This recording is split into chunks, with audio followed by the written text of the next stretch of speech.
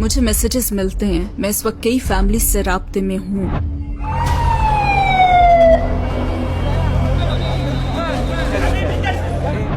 اس نے کہا لیکن یہ تو بچوں کی لٹکتی ہوئی کھالیں، ماؤں کے کٹے ہوئے ہاتھ اور لوگوں کو جل کر مرتا دیکھ رہے ہیں۔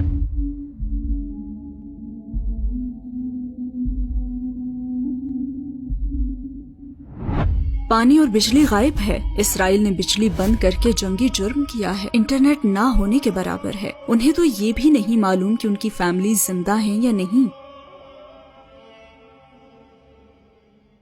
السلام علیکم سسٹر لورین بوتھ، ہماری دعوت قبول کرنے کا شکریہ۔ ہم بطور امت بہت مشکل وقت سے گزر رہے ہیں۔ ہم جانتے ہیں کہ فلسطین میں ہمارے بھائی اور بہنیں بے گھر ہو چکے ہیں، بچے مر رہے ہیں، کھانے پینے کی اشیاء، پانی اور بجلی غائب ہے۔ وہ بالکل بے یار و مددگار ہیں۔ ایک جرنلسٹ کی حیثیت سے آپ کئی مرتبہ ان لوگوں میں رہی ہیں، آپ کو دونوں فریقوں کی طرف سے واقعات دیکھنے کا موقع ملا ہے۔ اس مسئلے کے حوالے سے میڈیا میں بہت کچھ کہا گیا، مگر کیا آپ ہمیں وہاں کے موجودہ حالات بتا سکتی ہیں؟ وہاں موت کا ایسا کھیل کھیلا جا رہا ہے جسے فلسطینی خصوصاً غازہ کے لوگ 50 ہفتوں 50 مہینوں سے نہیں بلکہ 50 سالوں سے سہ رہے ہیں۔ یہ کوئی 10 دن پرانا جھگڑا نہیں ہے، یہ 2 ہفتوں کی بات نہیں ہے، یہ سب ہفتے بھر پہلے شروع نہیں ہوا۔ میں یہاں یہی بات کہنا چاہتی ہوں کہ یہ فلسطین کے لوگوں کے لیے درد کا ایک طویل عرصہ ہے، جہاں ان کے وسائل اور پھر ان کی دھرتی کو صہیونیوں نے پورے منصوبے اور بدنیتی کے ساتھ ہتھیا لیا، اور یہ کسی قوم پر غلبہ پانے کا ایک غیر اخلاقی طریقہ ہے، اور یہ کوئی نئی بات نہیں ہے۔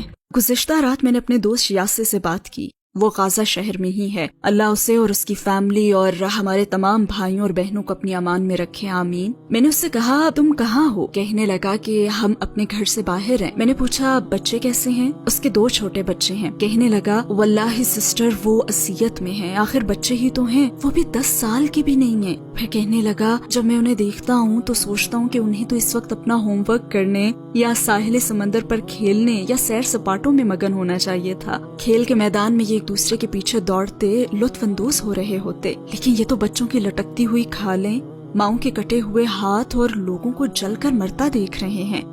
یہ کیسا بچپن ہے؟ ذرا 1 سیکنڈ کے لیے تصور تو کریں، ان لوگوں کو پانی تک نہیں مل رہا، وہ گھونٹ گھونٹ پانی پی کر گزارا کر رہے ہیں۔ میں نے آج دن کے 3 گھونٹ پی لیے، میں نے آج کے لیے پانی کا 1 کپ پی لیا اور بس۔ پھر وہاں بجلی بھی نہیں ہے۔ اسرائیل نے بجلی بند کر کے جنگی جرم کیا ہے، انٹرنیٹ نہ ہونے کے برابر ہے۔ انہیں تو یہ بھی نہیں معلوم کہ ان کی فیملیز زندہ بھی ہیں یا نہیں، اور پھر انہیں گھروں سے نکل جانے کو کہا جاتا ہے۔ میں ایسی فیملیز کو جانتی ہوں جو گزشتہ رات سڑک پر سوئی ہیں، اور پھر سب کے بعد بمباری بھی ہو رہی ہے۔ سبحان اللہ۔ اور کیا آپ کو ہمارے فلسطینی بھائیوں اور بہنوں کی طرف سے میسیجز ملتے ہیں؟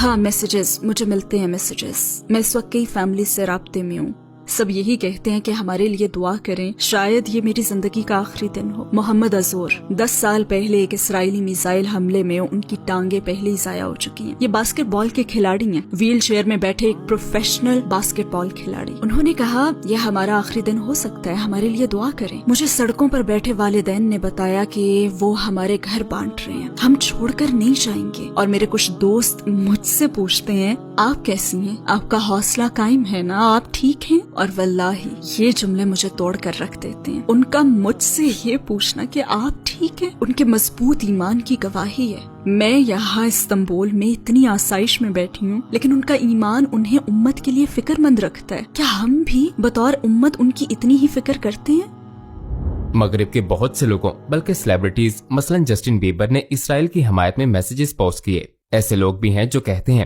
حماس نے شہریوں کا قتل عام کیا ہے، اس لیے اسرائیل حملہ کر رہا ہے، یہ سیلف ڈیفینس ہے۔ کیا اس مسئلے کو اس طرح دیکھا جا سکتا ہے؟ کیا غزہ پر ہونے والی تمام بمباری کا یہ جواز دیا جا سکتا ہے؟ جسٹن بیبر اور اس جیسے لوگ کہتے ہیں خاموش، اپنی زبان مت ہلاؤ، فلسطین کا لفظ بھی منہ سے نہ نکالو، آپ ایسا نہیں کر سکتے۔ یہ باتیں وہ کہیں گے کیونکہ انہیں صورتحال کا علم نہیں ہے۔ اگر کسی شخص نے گہرائی سے جائزہ ہی نہ لیا ہو کہ فلسطین کے لوگ کس چیز کے لیے جدوجہد کر رہے ہیں، تو اسے صورتحال پر تبصرہ کرنے کا بھی کوئی حق نہیں ہے، کیونکہ وہ تو اس درد کو محسوس ہی نہیں کرے گا۔ جس سے وہ لوگ گزر رہے ہیں. سبحان اللہ. تو صورتحال کا علم نہ رکھنے والی یہ سیلیبریٹیز، شراب خانوں میں بیٹھے یہ لوگ، مغربی دنیا کے یہ لوگ انٹرنیٹ پر بیٹھ کر ٹرولنگ کرتے ہیں.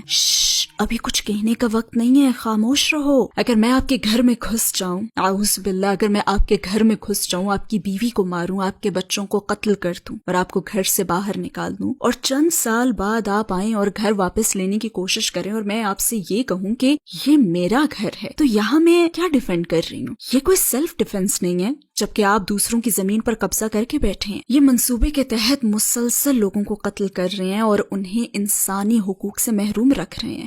یہ سیلف ڈیفنس نہیں ہے، یہ لوگ شروع سے ہی یہ چاہتے تھے. نتنیاہو صرف 2 ہی ہفتے پہلے یورپین یونین یا یونائٹڈ نیشنز میں ایک نقشہ لیے کھڑا ہوا تھا جس میں فلسطین نام کی کسی ریاست کا کوئی وجود ہی نہیں تھا. سیلف ڈیفنس تو صرف ایک بہانہ ہے، دراصل ان کا منصوبہ کچھ اور ہے. یہی وہ چیز ہے جو وہ چاہتے ہیں. اگر آپ اسرائیلی نیوز میڈیا میں ان کے صہیونی سیاستدانوں اور اسرائیل کے نام نہاد حمایتیوں کے منہ سے نفرت انگیز الفاظ سنتے ہیں تو وہ یہی ہوتے ہیں کہ فلسطینیوں کا نام و نشان مٹا دو، ان کے بچوں کو قتل کرو، ان کا وطن چھین لو، انہیں اذیت دو اور مصر کی طرف دھکیل دو. ان کا ایجنڈا بالکل واضح ہے. یہ سیلف ڈیفنس نہیں ہے، یہ نسلی صفایا ہے، یہ اجتماعی قتل ہے. انسان ہونے کے ناطے اگر ہم کسی کا بازو بھی ٹوٹا ہوا دیکھ لیں تو اس کا اثر لیتے ہیں. تو اسرائیلی اتنے بے رحم، اتنے ظالم کیسے ہو سکتے ہیں؟ اتنے خوفناک کام کرتے ہوئے ان ظالموں کا مائنڈ سیٹ کیا ہوتا ہے؟ ان کے دماغ میں کیا چلتا ہے؟ ان کا مائنڈ سیٹ کیا ہے؟ یہ واقعی ایک اچھا سوال ہے. اگر آپ کسی کو تکلیف میں دیکھیں اور اس شخص کے لیے آپ میں ہمدردی کا احساس پیدا نہ ہو تو اسے وحشی بن جانا کہتے ہیں. اور وحشی بننے کا یہ عمل 1948 میں صہیونی ریاست کے قیام کے ساتھ ہی شروع ہو گیا تھا. وہ اپنی تقریروں میں فلسطینیوں اور عربوں کو کئی مرتبہ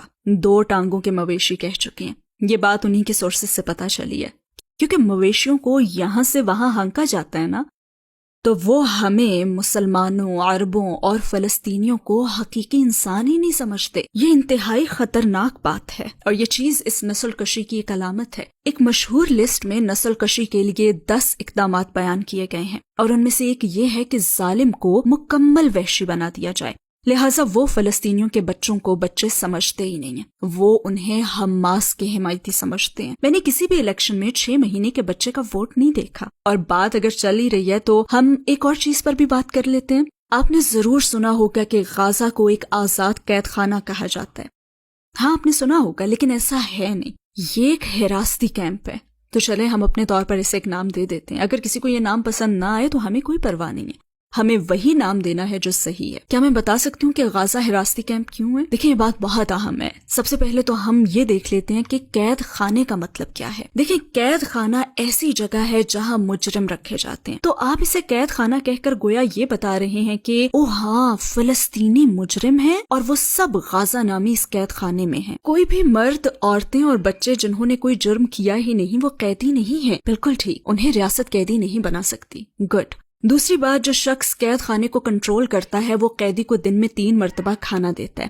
صحت کی نگہداشت قیدیوں کا حق ہوتا ہے، انہیں صاف پانی ملنا چاہیے. اور یہاں ایک انتہائی اہم بات ہے، باہر کی دنیا سے ان کی فیملی سے انہیں لوگ ملنے بھی آتے ہیں اور انہیں رہائی کی ایک تاریخ بھی دی جاتی ہے. لیکن غازہ کے لوگوں پر ان میں سے کوئی بھی بات پوری نہیں اترتی. وہ تو 16 سال سے غیر قانونی محاصرے میں ہیں. لوگ سوچتے ہی نہیں کہ ان دیے گئے ناموں کا مطلب کیا ہے.